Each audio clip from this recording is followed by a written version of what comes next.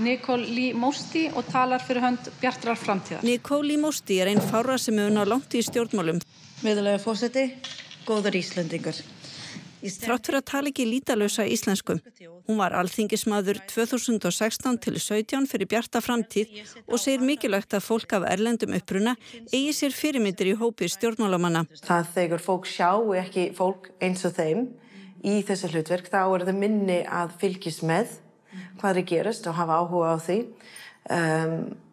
Og líka bara trúi því að það einhver að berjast fyrir þeirra hag. Það skiptir máli. Hver mitt hver segja hauku í horn. 5. þingmaður Suðvesturkjördæmi veitir ansvar öðru sinn.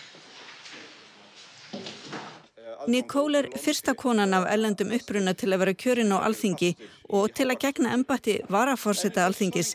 Þrátt fyrir mótbyrg hvetur Nicole fólk af erlendum uppruna til virkrar þáttöku. Þeim sem satt út af mína bakgrunn hafði mér erfitt við að kynkja það að ég var bandarísk og ég myndi vera að skipta mér af Íslandi. Samt var ég búin að velja og greiða skatt og alveg mín börn og var að rekka skólan, var að læra í skóla í yfir 16 ár. Að ég myndi segja ég var fullgild jafn og öllum hinum. Tvöfaldan ríkisborgari, bara allt sem þurfti.